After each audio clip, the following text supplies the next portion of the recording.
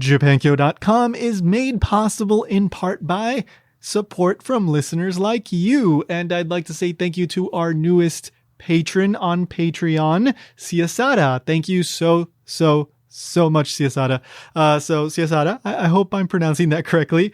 Just joined the $3 a month plus alpha tier, bringing us to $81 per month. Thank you so much. If you would like to join the Patreon, you can go over to japankyo.com/Patreon. That's going to support all the podcasts and, of course, the YouTube channel, Japankyo Docs. All this stuff does cost money, and we're really trying hard to get to the $100 mark. We're hoping to expand and bring in more listeners so that we can keep growing that and keep bringing you more content. By the way, if you just want to do a one-time contribution, you can go over to our Buy Me a Coffee page over at ko-fi.com/Japankyo. Thank you so much, and let's get into the episode.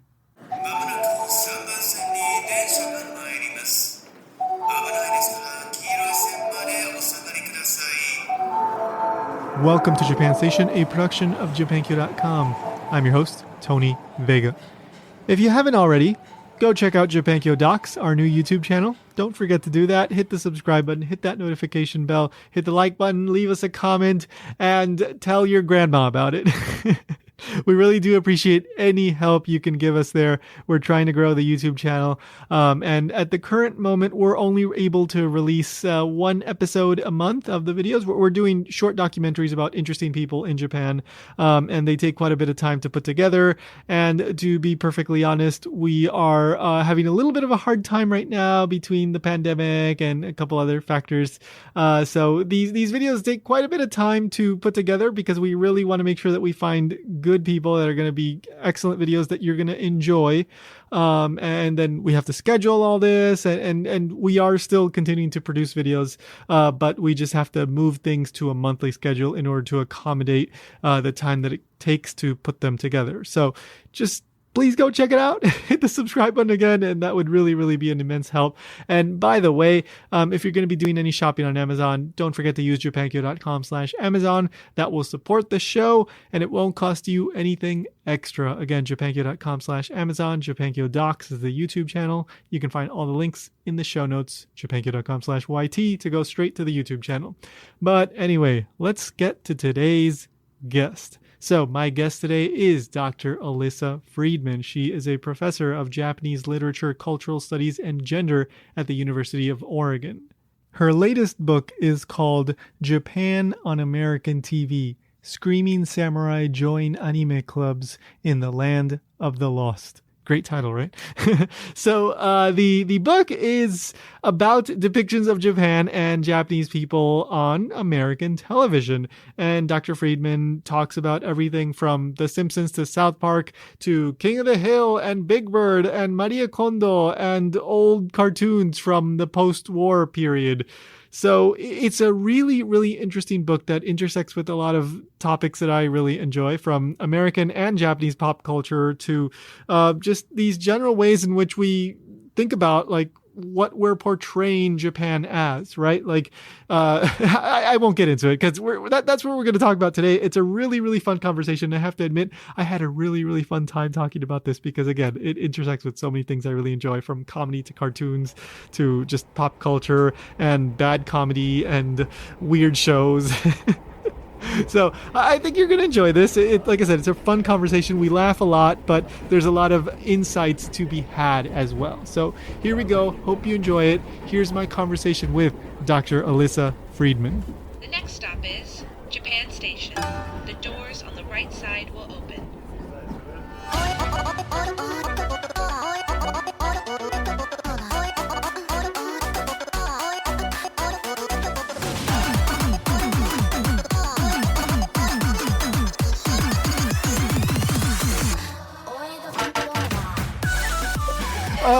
All right, so I enjoyed the book. A lot of the stuff. I think. Let me see. just about everything that you mentioned was stuff that I had already watched. So I didn't have to like stop and watch anything beforehand, like you advise at the beginning of the book. I think, I mean, Yeah. SNL, Big Bird, South Park, Simpsons, all that stuff. I'm very familiar with all that. So, Oh, good. As you know, I always worry when you write a book about film or television, I don't want to spoil it for readers, but you have to talk about the ending. So trying to find a gentle way not to ruin people's experiences. I mean, a lot of the stuff the most recent stuff that you discuss is Maria Kondo. So, I mean, that's not too spoilery. The rest of the stuff, it's like, there's been plenty of time for you to watch. So no complaints. There's a lot that I can bring up here, but I wanted to start with the kind of royal taboo thing, which I thought was really interesting in that you bring up how there's, freedom of speech in Japan, but a lot of these shows that you bring up depict the emperor, but that kind of gets censored in Japan, and those episodes often don't end up airing over there. Could you talk about like what this is and how this works, this whole like taboo thing? Thank you. And that's such an excellent question. And I'll give you sort of a sort of nutshell answer and then maybe some examples to help illustrate. Sure. But as you know, a lot of the so-called censorship works in Japan is through sort of self-censorship. Right. Like, generally, it's very difficult to talk about politics in Japan, especially on television, which is one of the most mainstream of popular culture media. Like you see a lot of, I don't know if you're a fan of the owarai, sort of Japanese television comedy. It very rarely gets as overtly political as for example, our satire shows on American television. Definitely, yeah. Like it would be difficult to have a program like Stephen Colbert in Japan, especially sort of critiquing the emperor in certain ways. So there's a general, I guess it's been I must profess I'm not an expert in the taboo. I'm just an interested viewer and thinker about the topic. But the way I understand it is that it would be frowned upon and perhaps television producers would face various kinds of trouble if they were to air a program that satirized the emperor or fictionalized the emperor. You do see, for example, on NHK, Japanese public television, the Taiga drama, those Sunday year-long programs that talk about a historical figure set in the past that shows sort of Japan advancing toward modernization or progress in different ways. And some of those programs will show a distant emperor, but it would be difficult, for example, to take the current emperor and do a Saturday Night Live sketch. Yeah. It's often called the chrysanthemum taboo. That name is circulated, to the best of my knowledge, in the post-war period. But there has been sort of taboos existing for a long time, like the Peace Preservation Act in Japan in 1925, or various rules that sort of depict what you can express in literature, film, and television. So in the book, I look at certain examples, especially animated sitcoms like The Simpsons and South Park, which have had a tough time airing on Japanese television for various reasons. One, because they're so grounded in American culture, too, that it's hard to get the joke. And there's a lot of intertext. And the comedy, and as you know, jokes are difficult to translate linguistically and culturally.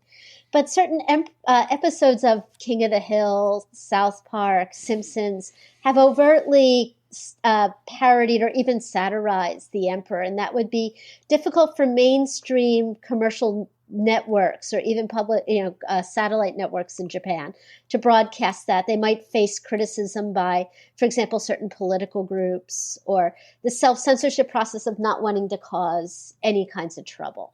So there's been, I think, 5 or 6 Simpsons episodes, and it's fascinating to browse through them and see why they have not aired in Japan. And many of them have been for political reasons. Yeah, I mean, every once in a while you hear about some Japanese celebrity saying something often like mildly political.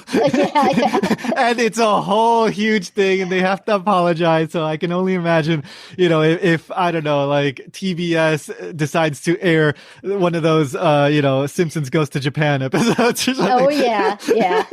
There would be trouble. You could think of too about film, like some of the films that have had trouble having released in Japanese movie theaters historically.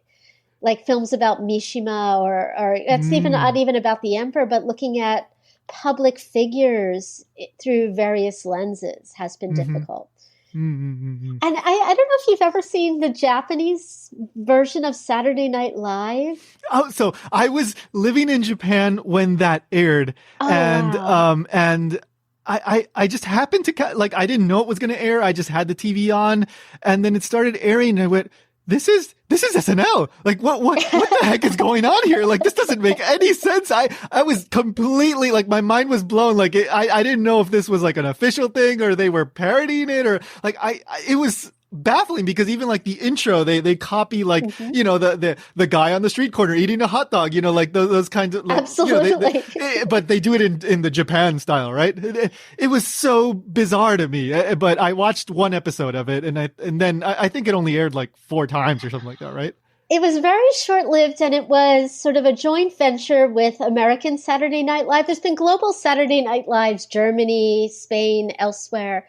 But in Japan, as you said, they took the theme song. They tried to sell it. If you browse their website on the success of the American version, like the thing that brought you the Blues Brothers, the show that brought you the Blues Brothers, or the show that has all these celebrity musicians and hosts.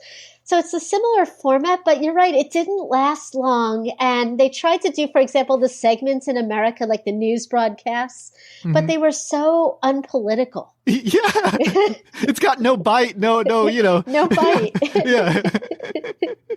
And it had sort of Japanese comedic forms like motomane, like sort of Watanabe Naomi, who I think is amazing, and other celebrities doing impersonations, which we don't have that much on. We do have on American Saturday Night Live, but as you said, with a bite, it was very toothless. The Japanese Saturday Night Live.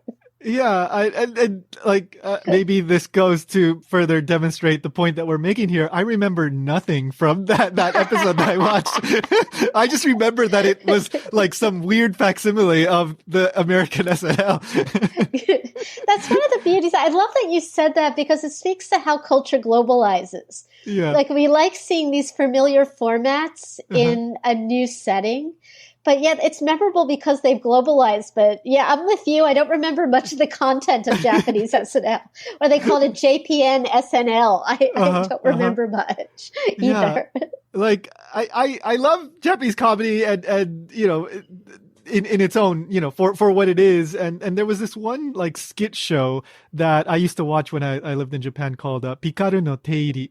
And it's I think Watanabe Naomi kind of broke there. Like that was kind of one of her first big things that she was doing on Japanese TV, and as well as a bunch of other Japanese comedians. And they do like original characters. It's very SNL, but the comedy is very Japanese. It's very absurdist, very, very silly stuff, a lot of catchphrases. And I absolutely loved it, but it wasn't trying to be something else, right? It was just being what it is. And I loved it for what that is. But I don't know, something about that SNL, it was like trying to be something else that is just not particularly popular in Japan. And then to me, it just didn't really vibe. It didn't really resonate with me. So I don't know. Yeah, what you said resonates with me in 2 levels. One, I'm fascinated by sketch comedy and how they react to changes in gender roles and what's going on in sort of the social world in Japan. Like I've written about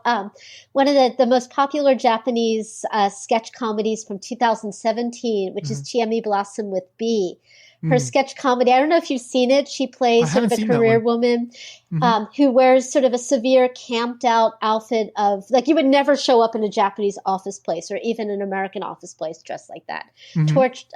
But it's a version of what a female sort of seishain might wear, not the OL uniform that Ageretsuka wears.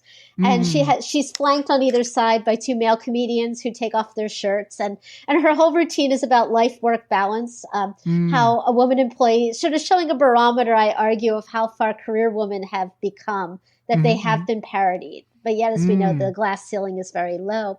But what you said, too, about the globalization of formats resonates. Like, I don't know if you've seen sort of American versions of Japanese game shows. Oh, yeah. There's so many, yeah. I Survived a Japanese Game Show, which became a syndicate that showed in Sweden and other countries. Yeah. But looking at sort of that idea of wacky Japan through Japanese television. What has global is like Ageretsuko, or things that can globalize from Japanese television because they have the right amount of, like, to borrow Iwabuchi's term, Iwabuchi Koichi's term of cultural odor that has circulated a lot for the amount of cultural context that something carries. But you're right, comedy has been so tough. Like I would be really interested to see like a Japanese owarai program made for American television. But it's easier for shows, I think, like Iron Chef or Marie Kondo's version of her program to come to American TV. Definitely, yeah. I mean, well, this is slightly not what you're referring to, but when you said, a Japanese what I made for American television, instantly I thought I think it was 1970s Pink Lady and Jeff. Oh my God. Like I discovered that maybe like 2 years ago. I watched that on YouTube because I think both of them are on YouTube, I think. Yes. It was such a weird like LSD trip that it's such a strange thing. And it's so bad, but it's just so weird. Like, oh. It's so bad. And it's so 1980 too, thinking about the view of this pop duo, Pink Lady, that had been trying to make it on the Las Vegas circuit scene a little bit too. Oh, I didn't know that. Oh. I tried that. I got all, like with you, that program got under my skin and I wanted to learn more because it was so bad it was good. Yeah. I remember that Dancing Richard Nixon. So. Oh, God, yes. Oh my God. Anyway. All right, so there's so many questions I could ask you just for that, but let's stick to what I was planning to. I think someone, that is an essay meant to be written. Yeah. And there were, I think, 6 of those programs, but you're right. I think 2 of them are available streaming in various not so legal forms, but they're out there in the internet world. And they're worth watching, thinking about how, audiences might have viewed them in 1980. Yeah. I mean, and you can also watch it in that so bad it's good kind of way. But anyway, so let's get back to the book then. So you go kind of chronologically from early post-war to pretty much present day. I mean, like Maria Kondo is I mean, we're still in the tsunami of Maria Kondo. Very organized tsunami. Yeah. Tiny tsunami. Yeah.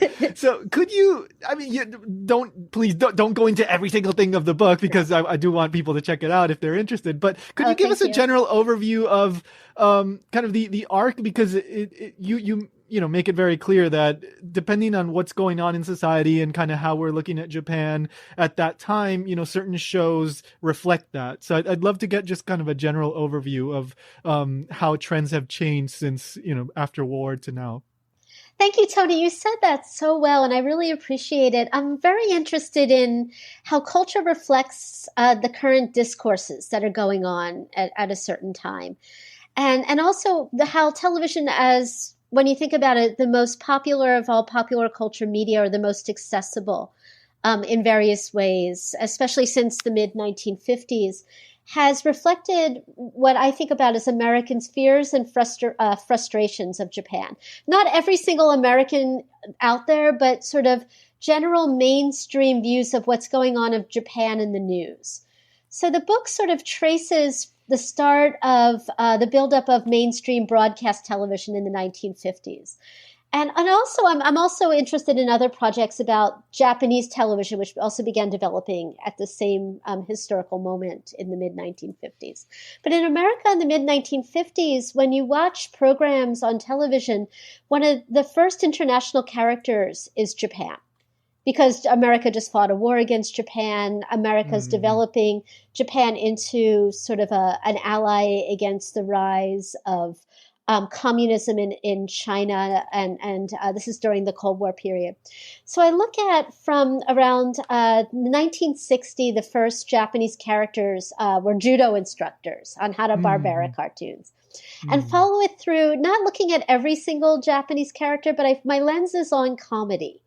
And my lens is also on cute Japan, and how one trope when Japan has globalized has been this idea of Japan as this cute, strange, wacky sort of idea. We know that's not all of Japan. We also get sort of versions of samurai Japan. We have other programs that I decided not to include in the book because I wanted to focus on how parody is tied into ideas of hegemony, and how the characters on the program exert superiority through making fun of aspects of Japan.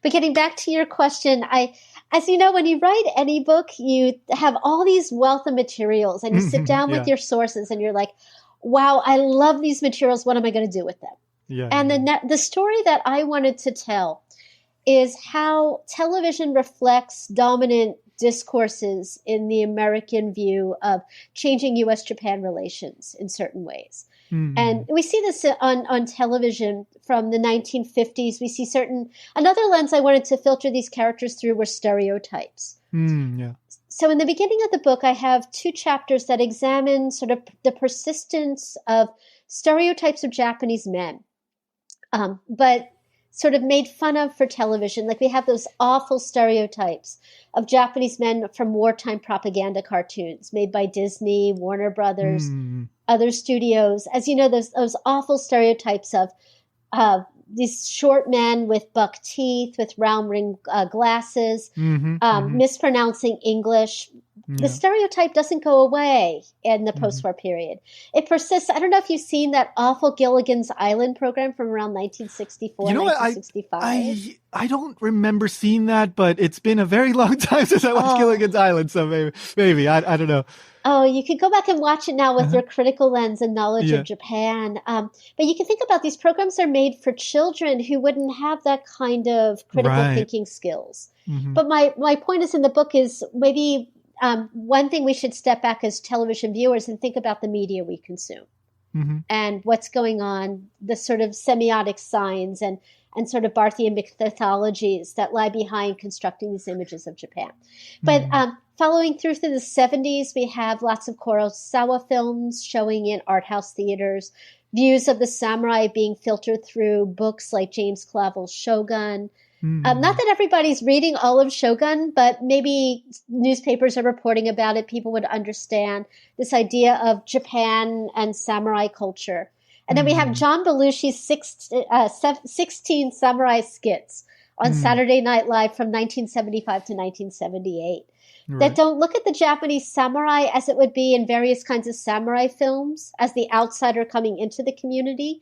But instead, John Belushi's a workaday man satirizing a certain kind or parodying a certain kind of masculinity found in American cities. Or the 1980s, this idea of Japan as various kinds of electronics that are also posing a threat to American businesses. And we see that enacted in certain ways that Japan is depicted on television in the 70s, 80s.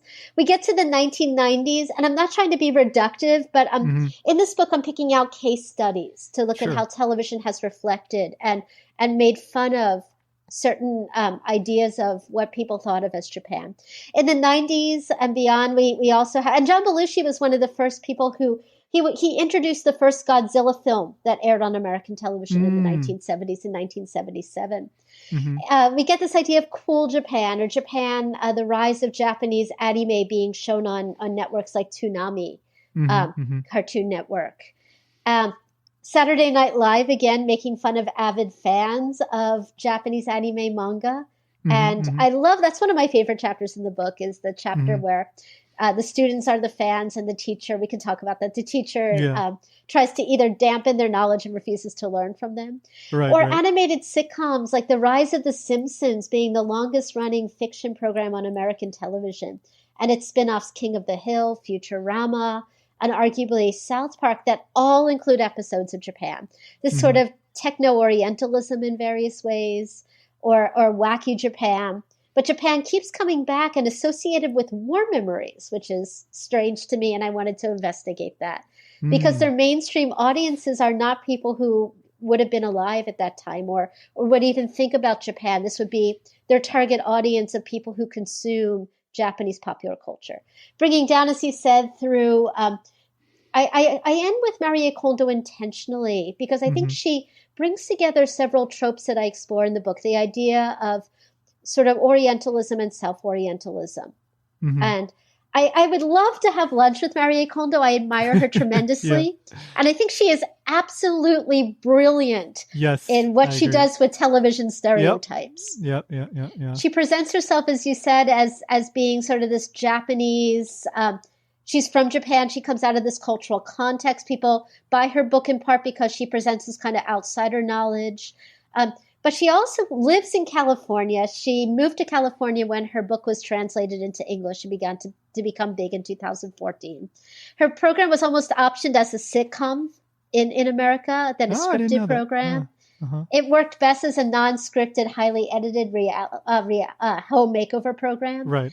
But in her Japanese media, she presents herself with American stereotypes of the sort of liberated American woman with a toothy smile, showing public displays of affection.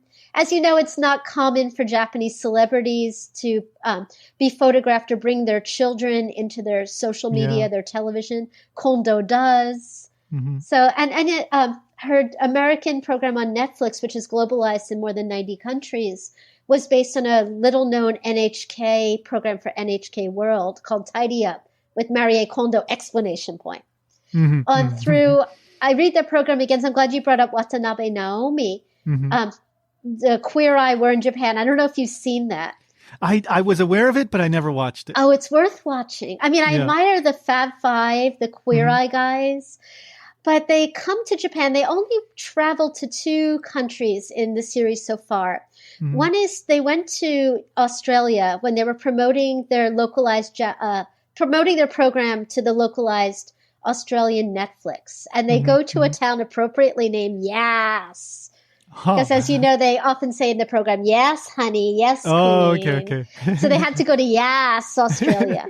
But when they go to Yass, it was made for YouTube, and they make over sort of an idea of what they view as Australian masculinity. But when they go to Japan, they choose through their television producers, choose people in Japan that represent certain media stories, sexless marriages, otaku, women who are not dating, things both family that don't express public displays of affection or bullying. And they take these stories and their ideas, they use sort of their form of activism, this very kind of expressive, you could be fabulous if you tap into the greatness of yourself. I'm oversimplifying the wonderful fabulousness of Queer Eye. But that model doesn't necessarily work in these cases. So on one hand, they're trying to make over these people that represent certain kinds of extended media stories who are genuinely people who have real problems. But on the other hand, their Japanese hosts are trying to correct them. Like, please don't make the mother say that she loves the daughter on television. It's a bit cringy. Right. Even though the Queer Eye Fab Five, their heart is definitely in the right place. I hope they do the program over and hire Japan specialists to help with the broadcast. It's tricky. Yeah. Like I was reading that part in the book and I was going like, I can tell, best intentions there, but there's a whole lot more to, the complex cultural things going on with this person than simply like, the kind of, I don't know, exterior perspective that they might have. So, I agree. If there was a cultural expert there, I think that could be a better approach. And I think that's one of the wonderful things that television is evolving. Like you look at these early programs and they're especially cringy. I mean, a lot of these programs, one adjective I keep finding from people who read the book, and I love this, is that the book is making them cringe. And I love that. That makes me so happy. Because when we cringe, it makes us think. We step back and say, okay, why are we cringing? What is making us cringe? And possibly, how could we solve this problem of cringiness? But television, one thing that has improved, I think, is the diversification of characters that we get. We see an intersection of variables that comprise identity, like in Kondo's case. We see her as an entrepreneurial woman who has her own business, who does her characteristic sort of cute gestures of I love mascu, but she's aware of this, and she's using this in ways differently than, for example, Pink Lady and Jeff. I don't know the background of that program as well as I know the background of the Netflix program on Kondo. But we see also a different reception of what gender means in these programs or what queerness means in various lenses. And I think that's one thing that these programs have evolved very well. Yeah, like Maria Kondo is just such an interesting case in that. I mean, like you said, she's got this hybrid of like, she's portraying this Japanese person, but she's also got this kind of American angle. And like, I can tell like she's an amazing businesswoman. Like she's super calculated in what she does. And at the same time, she's got this, I don't know, like to me, she comes off as this kind of like mysterious fairy kind of figure in that, like you, okay, so if I were to say it in a negative way, she comes off as kind of fake and right, like super constructed, right? Like, and to me, that makes me wonder, like, so what's really going on behind the curtain, right? Like, I would love to just have a normal human chat with her and just like get to know her beyond this like public figure image. And maybe that's part of what makes her so intriguing, at least not the only reason, because she's doing plenty of other things, but to me at least, like I go like, this is such an interesting figure. I love that idea. I love that idea of having lunch at Marie Kondo's house and realizing that her kitchen's out of order. But her persona, her public face that she presents on television, as you said, is so controlled. In every episode, it starts and ends the same way. She shows that we don't, that presumably is not her home. Her sitting perfectly perched in the middle of the sofa in the quintessential Kondo soothing color palette. Yes. Everything, as you notice in that sort of in the setting of that room, includes many of the things you could buy on her website. Yeah. The small decorative sort of what they call on her website, the heritage Japanese touches. Yeah. And it's so carefully controlled. Even the video clips of the people cleaning, like the Kondo's method, like her book began, she won a contest sponsored by a Japanese self-help book publisher. With the idea that her book would also, that herself and her book would lend itself well to television. And she was on television in Japan promoting her method.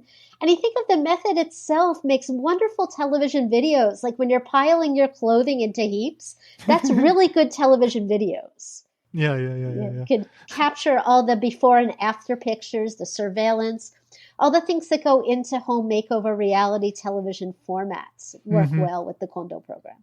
Definitely. Yeah. So you mentioned it a little while ago, and we have to talk about this, but the SNL skit, the J-pop America Fun Time Now, I think is what it's called, right? Yes. and yes. Even that is this kind of at least the title is very much a parody of this kind of like over the top Japanese game show kind of thing, right? But okay, so that is another thing that started airing when I was living in Japan. And I was watching SNL on the computer, and I would watch American shows in Japan just to keep up to date, and I do enjoy comedy, so I would watch it, and then that thing came on, and again that was another moment where I went like, what is going on here? This is we've entered a new age. Like, has this parody of the super like to the point of like obnoxiousness, otaku anime nerd become so mainstream that now it's on SNL. Like what is, like, this is not the era that I grew up in. Like anime was something that was, like among a few people, and now it's being parodied to the entire country. Like this was just absolutely amazing to me. You said that so well. Anime, as as you said, was niche. Or even when one of the first television anime, Astro Boy, showed in 1963, or was it 64? I need to double check. In Japan, it was produced. The television show series was produced in 63. Mm-hmm. When it globalized in American television, it was localized in English. It had an aesthetic that blended into a landscape dominated by Disney programs on American television. But I'm so glad you watched. I'd love to hear more about what you think about that SNL sketch as being a barometer of sort of the globalization of anime, but at the same time, making fun of people who are extreme fans, which has been a trope of SNL. There's several skits like the Da Bears, the avid Chicago football fan sketches. Yeah. But here we have, and this is the chapter 5 of the book, which is one of my favorites as someone who teaches Japanese popular culture. But the chapter that makes my students cringe the most. Because there's so much truth in it. I mean, yes, they are like super over the top, like exaggerations. But I mean, as someone who, I did a Asian studies major in undergrad. Wow. I've been studying Japanese since high school. I went on the JET program. Nice. I've seen the real life counterparts of these individuals. I maybe, I'm being too nice on myself. I don't think I ever got to that point, but I've certainly interacted and seen people that were like okay, calm down. Like the Japanese teacher doesn't necessarily know about anime. Like you don't have to like rave about this and that. And like, you don't have to, oh my God, like here's just one thing. Like in my undergrad, there was this one student in our class, and he insisted, and we ended up doing it. He insisted that we show the Simpsons episode where they go to Japan in our Japanese class, and my Japanese teacher ended up just okay, fine. And looking back on this, I could tell at the time like, oh my God, this guy's like kind of going a little bit overboard. But my point is that I've seen what that SNL skit is parodying. And to me, like in that, it does kind of make me cringe a little bit because it's kind of bringing to light this kind of aspect of the world that I've inhabited. I go like, oh, the world doesn't need to know about this. And that's one of the beauties of television, generally speaking, is we see characters that we can relate to. We don't necessarily want to be the characters we see on television, but we watch television that speaks to us. And that skit is amazing because there's so many levels to it. Yes. It's only a 4-part series, and I don't want to give away the ending, but the ending is masterful. And I don't know if you've watched it to the end. Is that the Jamie Foxx one? The last one? Jamie Foxx one, which has one of the best. That's the only one I didn't rewatch. I rewatched the first 3. I will rewatch the Jamie Foxx one after rewatch this. it and then email me after you watch it. I want to hear what you think. Okay. But it's so amazing, this arc that it follows. It's, as you know, and I've been wondering, maybe the listeners of the podcast who are from Michigan State University, why are so many, like I just saw the Netflix movie Don't Look Up, and that's also Michigan State University. But the fictional SNL, it's about 2 students who are avid fans of anime so much, and manga and Japanese, what they interpret as Japanese street fashion. So much so that they want to be Japanese, this kind of making fun of the term that was circulating at the time of weeaboo or weeb, which has taken on different meanings as the term has globalized and been picked up by fans in different contexts. But the program is a fictional, so it's very meta. It's a television program about a television program. Yeah. And their faculty sponsor, whom they call Sensei Mark. Mark Hoffman. Mark Hoffman, who is a brilliant character, who is there with his crossword puzzle, who has to be on the scene because a faculty member has to be present. And he constantly corrects the character, saying, no, you're not Japanese. That's racist, he says to them. He says, if there's a loving form of racism, this is it. And he also corrects them throughout the program. Like one of them, this beauty, like they say sensei, meaning like knowledge, someone who's knowledgeable through the ages. He's like, no, it means teacher. And he, at the end, like he says, okay, I'm going to take some me time off for winter break. And the students sort of misinterpret that as being, oh, that's truth. And he's like, no, it just means time to myself. So there's all these sort of levels of language games and also a lot of gestures. If you notice in the background of the scene, there's sort of attempts at katakana spelling, but it's wrong. the program has songs. The Jamie Foxx song is Yeah. amazing. I don't want to ruin it. Those songs are like they're good parodies. Like the way they're speaking gibberish, that's part of the joke, but the way they mix the supposed Japanese with the English and the general vibe of these songs, like very much to me, like is parodying like 90s Japanese, like pop music, like anime, music. Like, so to me, like I can tell that somebody that was familiar with this world was involved with this. Absolutely. And I love to talk with that person because the students get the anime right. They even mention a pun on Candy Candy. Which is a rather obscure show that is not mainstream at all in the US. So with a component in Michigan. Yeah. And then, but one of the beauties is this program's coming in at a time where students are taking a lot of university courses on popular culture. Yeah, and we have a lot of professors who are now being trained in popular culture studies. Mm-hmm. And Sensei Mark, granted, he represents sort of a hierarchy of who knows what about Japan. This is my argument, how I read this, that he presumably got his PhD in Japanese studies. And he has this view of how Japan should be taught.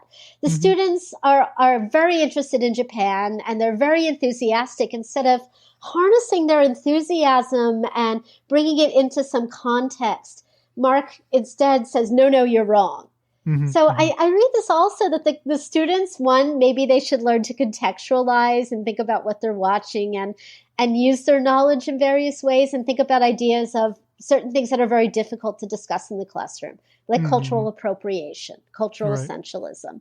But the teacher, too, should learn from the students and think about, okay, how can we create classes, not that pander to students, that's not my point, but look at what kind of Japanese culture is globalizing and what this means and how we approach these texts and bring these exercises into the classroom. So I've taught this very cringy sketch, and the students are like, no, turn that off. Please turn that off. And I'm like, no, we're not turning this off because, one, I'm not blaming you for this, but we're looking at what it means to be a fan and the burgeoning field of fan studies and how being a fan can lead to better understanding of texts and of ourselves and how we interpret our worldviews. So I think it's such a cringy, instructive series, and I'm not going to spoil it, but there is a turning point in the relationship between the teacher's knowledge of Japan and the student's knowledge of Japan at the end. That whoever wrote the sketch, my kudos to them, respect. It's I remember watching it when it aired, but I can't remember what happened, so I'll definitely rewatch it. There's something there, like. I love anime. I don't play video games anymore, but I used to, Japanese video Sega and Sony and all that stuff. And I loved all that Japanese, pop culture stuff. I still do. But, it's important to remember that is just, one aspect of Japanese society. And it's like saying, like, I love Marvel movies and Star Wars and Star Trek, so that is America. It's like, no, that's just the pop culture that is getting, sent out into the world. Daily life in America is not like, I don't know, Star Wars or Marvel movies. So, but it's easy to forget that when you're, super enthusiastic about, anime and all that, and that becomes your world. So I understand how you get into that, but there needs to be that kind of balance between the two sides. Absolutely. And I hope someday, if I don't write it, someone will write a book on Marvel and Orientalism. And also the way Marvel is breaking down certain stereotypes in recent films. I think that's amazing. And I will be teaching a course on, when I'm writing the book, Japan on American TV, stemmed from discussions with my students. And I have my students to thank for the book.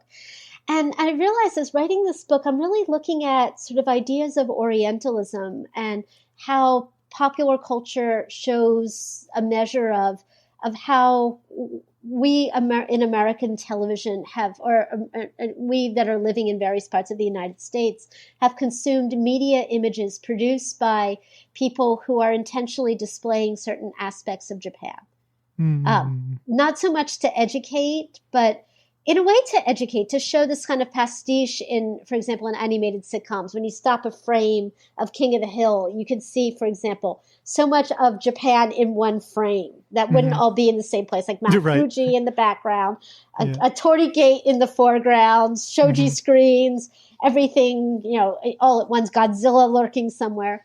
But these kinds of productions of this idea of Japan that is a foil for the familiar. And anime fans are driving this too, in a way, not because they're bad, but because we think about a lot of the television market, like the people who were watching a lot of these programs even now, or the animated programs made in the United States, presumably, I'm not saying all of them, I don't know, but would watch certain kinds of anime. Or looking at Sailor Moon on television, that failed in 1995 for various reasons, including it was the era before streaming television, and it was on a difficult time spot. Or before anime had really broken through, before there were more Miyazaki Hayao films circulating in the United States in various forms. But as you said, a lot of this coming out, people who grew up with anime, who are fans of anime, want to see sort of like The Simpsons has so many in-jokes about anime, especially Miyazaki Hayao. Yeah. I mean, I of course there's the Pokemon scene, right, where they all go into seizures after watching the robots. I think they were robots on TV, right? And the time that Homer hallucinates all the Miyazaki Hayao films, the cat bus, and oh really? Is that a more recent episode then? I don't remember that. Ish, like 2014. Ish. Oh, okay. Yeah, I wasn't watching The Simpsons at that point, but okay, I missed that one. I'll send you the reference. Okay. Wow. Yeah, I mean, but that just goes to show, like you were saying, like the generation that grew up with that is now the generation that is writing the jokes, and so we get it. We get it, so right? So brilliant. Yeah. Absolutely. And I think that's wonderful. Like my students often ask me, what can they do with degrees in Asian studies or Japanese studies? And the world is open, because when you have this kind of cultural literacy, this knowledge of a culture, you really can use that understanding for so many creative outlets. Yeah. Sometimes it takes a little creativity, like me. I mean, but I admire you. You can find your way. Asian studies is not a dead end. It just takes a little more more creativity than medicine or something like that. But doctors who know Japanese culture can do really well, because not just helping patients who are from another cultural context, but really understanding different ideas of what medicine is. And that's what I think is so brilliant about television too. Like when we're in a social situation now, we're so much online, like you get stuck in an online, like your little tiny icon in like a website, then you need to make conversation with all these other icons. If you could bring up a television program that's been talked about or some aspect of culture, it breaks the ice. Yeah. Okay. I could keep going and going here, but I'll just ask you one. I'll just ask you one. Maybe this might end up being a big question. I don't know, but okay. So I can tell that you've said it yourself, but you enjoy the J-pop Funtime America now. I think you enjoy that depiction, for what it does and what we discussed. But do you have any other particularly favorite or depictions that you particularly enjoy, or you think you would like, or for whatever reason you'd like to bring up right now, just anything that's particularly memorable? Sure. And this when you're writing papers or when you're writing a book or when you're teaching a class, I tell my students this, and this is the complete truth. I only teach things that I either really like or really hate. Because I am not the kind of person that could be meh about something I'm going to spend so much time researching. Of course, I would be the same, yeah. And that's why I love your question so much, because all the texts that I include speak to me in various ways, but there is one that I carry around in my heart, so to speak, not to be cheesy, which is Big Bird in Japan. Yeah. It's a good one.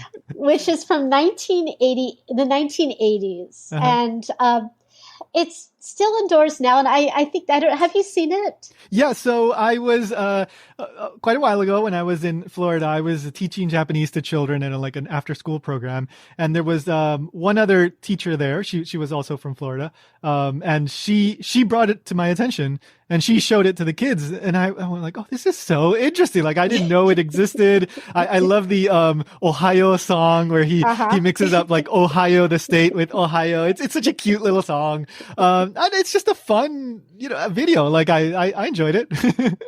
As you said, I love that program because you could show it to 4-year-olds and they'll enjoy it for various reasons. You could show it to 14-year-olds. They'll also appreciate it for the, the cute value or the nostalgia. You could show it to 40-year-olds and, it might resonate with, or you could show it to any age and people will get different things out of it. But it's such a great teaching text. Like all the programs in the book, I'm grateful, except for the show Shogun, which lasts for like 5 nights. But all the other programs are a range of 5 minutes to an hour. So Big Bird in Japan, as you said, is a really great teaching text. And it was produced in the 1980s during a time of Japan bashing. American fears of Japanese cars, electronics, the kind of Japan panic that is driven by economics and various forms of racism. And Big Bird was produced in this cultural context. But Big Bird goes to Japan when Tokyo is sort of being displayed otherwise as a high-tech city. And Big Bird's dream is to see houses made out of paper and wood. Yeah, I remember. So in that a way, song. you could think about this endurance of the pastoral, this kind of idea of a cutified, timeless Japan. And Big Bird does a homestay, which is another wonderful song of Ichi-ni-san. He learns how to count. But he gets left behind on a bus tour he gets left behind in Tokyo, and he wants to meet up with the bus to get back on his JAL-sponsored airline flight back to Sesame Street, New York. So the JAL was one of the sponsors. Yeah. But like all Sesame Street, it has an emotional lesson to teach to children, which is to not be afraid to step out of your comfort zone and to experience new things. And Sesame Street's program in the United States was meant to teach compassion and multiculturalism. So the program fed into it that lens. When Sesame Street globalized to Japan, that's in something else that I write about how Sesame Street was interesting too. Yeah. Failed. Because when Sesame Street first came to Japan in 1971, it was globalized to sort of teach children English. But as you know, the characters on Sesame Street speak New York slang. They speak faster than I do. It's so hard to grasp the English. Speak like vampires. Vampires. I love the count. But Big Bird as being one of the Muppets that became freed of its context. When Sesame Street failed, Elmo, Big Bird, these characters made it big on commercial items, which is a whole other narrative. Yeah, they became like mascot characters, right? Exactly. For everything from Krispy Kreme donuts, Domino's pizza, fitting into this landscape of use of mascot characters for public service campaigns like the Tokyo Metro. But Big Bird in Japan is a great teaching tool to look at how ideas of Japan, when are represented on television. This program that engages, it's supposed to be pedagogical, to teach an emotional lesson, to make people and American viewers aware of certain ideas of Japan, but an idea that's being filtered through a very pastoral lens. But it was shown to Japanese viewers, too, to promote Sesame Street, to be an international program. And Big Bird has appeared on that New Year's Eve program on Japan, the song program on NHK, Kohaku. Yeah, really? I didn't know that. Huh. So Sesame Street has had an interesting tie to Japanese television. So that's one of my, the reason I love it is because when I can teach it to students and really have it be memorable to students in certain ways. Like I've had students do interesting final projects on it. One student interviewed viewers of different ages and how they responded to the program. Oh, that's cool. Another student wrote songs to an updated 2021 version of Big Bird in Japan. Yeah. Huh. I mean, those songs are very catchy, very memorable. Like I remember those songs more than exactly what happens throughout the the story, right? Like I remember that bus scene, like when he misses, I remember that very clearly and all that. But those songs, like you just mentioned them, and I still remember them. So yeah, very nice, very catchy. And that's one of the beauties of what you've been talking about in these questions, how we filter television through our television memories, what stays with us. And when we stop and think about them, it also speaks to television, like the formulas that work, that resonate. Like Big Bird in Japan has songs that have sort of teaching value, emotional value, but they also use American refrains like "Oh Susanna" in that song where Big Bird's going to Kyoto, we're going to Kyoto, we're going to take a photo of days long ago. But they do resonate and become memorable to us in certain ways. Oh, okay. Now this was very fun. This was very, very fun. I love talking about, comedy and TV and all this stuff. I'd love to hear more about your views on comedy TV. Your insights, and I admire your enthusiasm, and you ask such good questions. Oh, thank you. I'm sure we could do a part 2 or of course, I'd love that. Please. Please always feel free to send me your next book or whatever. So. Absolutely. I'd love to hear more about your television memories. And please do let me know when you watch the end of the Saturday Night Live sketch series what you think. Definitely. I'll do that today. All right. Thank you so much. Thank you. Again, the book is called Japan on American TV. It's available on Amazon and probably wherever you get your books. There will be an Amazon affiliate link in the show notes. You can just go to japankyo.com/Amazon as well and just look it up. I really enjoyed the book. There's a lot of really, really interesting information there that it's a lot of stuff that, a lot of historical stuff too. For example, the history of Sesame Street in Japan. If you're curious about that, there's some really interesting stuff there. But also a lot of stuff that just really makes you think about the way that Japan is depicted in American popular culture. So if you're curious about that, go check it out. It is an academic book, but I think that it's a really easy to read book. It's not some super, super dry thing that, is going to be tough to get through. I enjoyed reading it and I was able to get through it pretty quickly. So again, Japan on American TV. Thank you so much, Dr. Freedman. If you enjoy the show and you want to tell me something nice, or if you just want to ask me a question or get in touch for whatever reason, you can send me an email to mail@japanstationpodcast.com. Make sure to follow on Facebook, Instagram, and Twitter @JapanKyo News. And of course, don't forget to subscribe, leave a rating and a review. All that stuff helps immensely and it doesn't cost you any money, so you can support the show in that way. Thank you so much to Unomi for providing the opening and closing song. And that does it for this episode. If you haven't already, go check out the latest episode of Ishimon Japan. It's all about weird and fun and interesting Japanese onomatopoeia, including some really, really crazy ones from manga. It's a really, really funny episode. I was smiling as I was editing that episode. So if you haven't checked it out already, go do that now. There will be a link in the show notes. The title of the episode is, I think it's something like, "What is that sound?" ? Right? It's a funny episode. Trust me. Go check it out. Link in the show notes. Thank you so much for listening. And remember, go find your miniature pony. Just do it!